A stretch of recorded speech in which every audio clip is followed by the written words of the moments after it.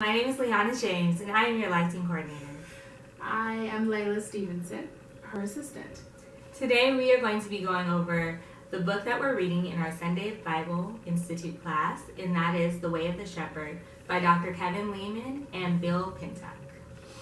This book is put into story format. It's not very large, but it is very impactful. It is about two characters. The first is Theo. He is a recent graduate from University of Texas who's just landed his first job at a major company. And he seeks out his mentor, Professor Newman, for help on how to become a good and effective manager, an effective leader of people. So why don't we choose the book, Lee? Well, we chose this book because the principles that are laid out in the book teach you how to lead in a way that is going to be most impactful. It teaches you how to serve the people that you're leading. It also teaches you how to draw out the most beneficial characteristics for the assignment that you have to complete. This is a book that you can apply to every area of your life. You can apply it to your family when it comes to leading your children. You can apply it to your position at work on how to be an effective manager and how to lead other people. And you can definitely apply it as a life team leader. And that's what we'll be talking about in this context. Well, let's jump in. So each chapter, there are 7, has an overarching point and then a few bullet points under it. The very first point of how to be a good leader is to know the condition of your flock. And he gives you 4 strategies. The first being to follow the status of your people as well as the work.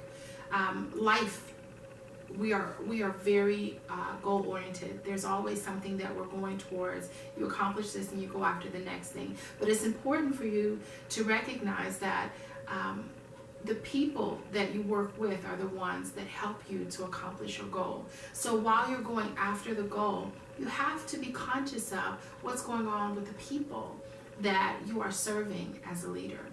Yes. The next point is getting to know your flock. To get to know them on a personal level, you want to know what drives them, what motivates them. For example, if you hear that somebody in your life team had a parent that passed away, then it would be very kind and it would show that you're really interested in who they are for you to reach out to them and to find out how they're doing. Not just in how it affects your end goal, but really to connect with them and to get to know what motivates them. It's important to ask questions about their family, about their friends, and not in a fact-gathering way, but in a way that just opens up the relationship. Like, hey, how are you doing? How are things going with your son? I mean, how's he doing in school? And then she'll come in to tell me how much of a genius her child is. But it's important that you develop those types of relationships, and that only happens through asking genuine, open-ended questions. You know, you bring up a good point. I heard Fred Hammond once talked, and he said, many people ask you every day, how you doing?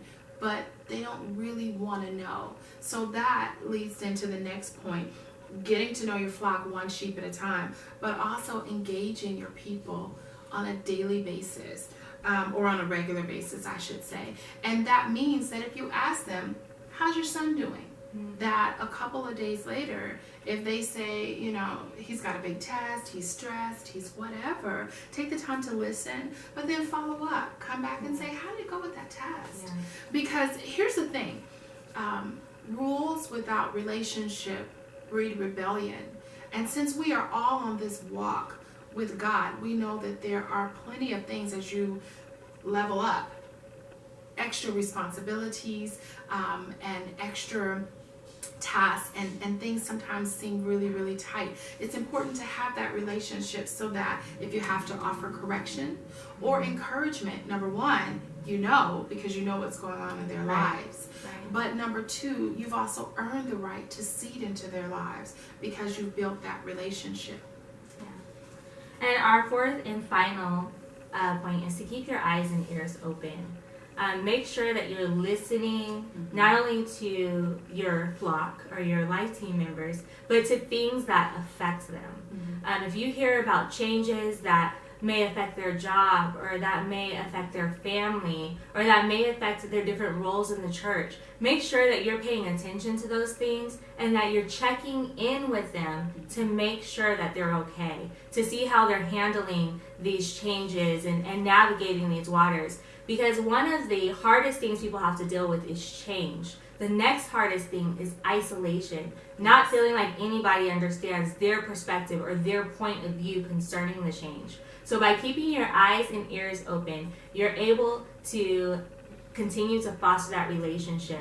The great thing about this chapter, the most important takeaway, is to build a relationship with every person on your team. You want everybody to feel valued, you want everybody to feel loved, and you want everybody to feel taken care of. We hope you enjoyed this synopsis. Please comment below and don't forget to subscribe so that we know that you, as life team leaders, are holding yourself accountable by continuing to develop your life team leadership skills. We love you.